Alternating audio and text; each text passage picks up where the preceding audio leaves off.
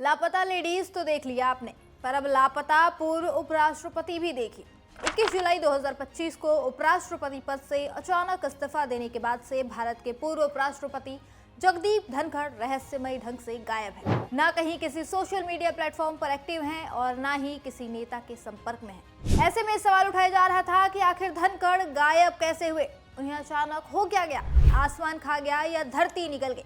ऐसे बहुत से सवाल लोगों के मन में उठ रहे थे, पर अब धनखड़ साहब का पता चल चुका है। इंडियन एक्सप्रेस के मुताबिक पूर्व उपराष्ट्रपति वही हैं जहां पहले थे, मतलब कि वो अभी भी उपराष्ट्रपति आवास में ही हैं।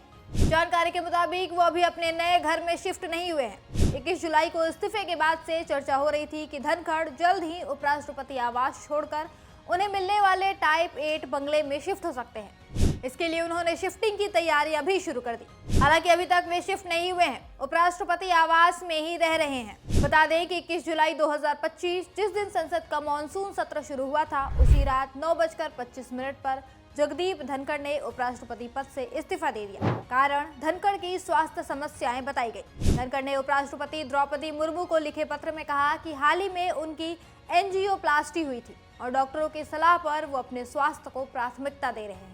लेकिन इसके बाद वो सार्वजनिक जीवन से पूरी तरह गायब हो गए। ना कोई प्रेस कॉन्फ्रेंस, ना कोई ट्वीट, ना ही किसी विपक्षी नेता से संपर्क। ये खामोशी इतनी गहरी है कि अब सवाल उठने लगे हैं कि क्या धनखड़ वाकई अपनी मर्जी से चुप है या उन्हें चुप कराया गया है। विपक्षी नेता भी ये सवाल करने लगे।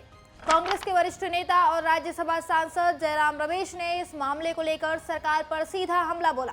उन्होंने एक्स पर लिखा, राज्यसभा के पूर्व सभापति 21 जुलाई की शाम से लापता है। धनखड़ न देखे गए, न सुने गए, न पढ़े गए। रमेश ने यह भी सवाल उठाया कि तेलुगु मीडिया में आई खबरों के मुताबिक पूर्व उपराष्ट्रपति एम वेंकैया नायडू ने हाल ही में प्रधानमंत्री नरेंद्र मोदी से 45 मिनट तक मुलाकात की। आखिर ये सब हो क्या रहा है? उन्होंने ये भी कहा कि धनखड़ का इस्तीफा अप्रत्याशित और रहस्यमयी है और इसके पीछे सिर्फ स्वास्थ्य कारणों से ज्यादा कुछ और हो सकता है। रमेश ने सुझाव दिया कि धनखड़ के इस्तीफे और उनके गायब होने की घटना के पीछे कोई सियासी साजिश हो सकती है, खासकर जब उन्होंने विपक्ष के समर्थन वाले एक महाभियोग प्रस्ताव को स्वीकार किया था, जिसने सत्तारूढ़ एनडीए दल को असहज कर दिया। जयराम रमेश के अलावा वरिष्ठ वकील और कांग्रेस की तरफ से राज्यसभा सांसद कपिल सिब्बल ने भी सवाल खड़े किए। उन्होंने एक्स पर पोस्ट कर गृह मंत्री अमित शाह से पूछा है कि धनखड़ जी कहां हैं, सुरक्षित है या फिर चुप करवा दिए गए हैं। सिब्बल ने बताया कि इस्तीफे के बाद उन्होंने कॉल किया था धनखड़ की तबीयत जानने के लिए, लेकिन फोन उनके पर्सनल सेक्रेटरी ने उठाया और बताया कि धनखड़ जी आराम कर रहे हैं। उसके बाद न कॉल आया, न जवाब, और अब न कोई सुराग, न संकेत।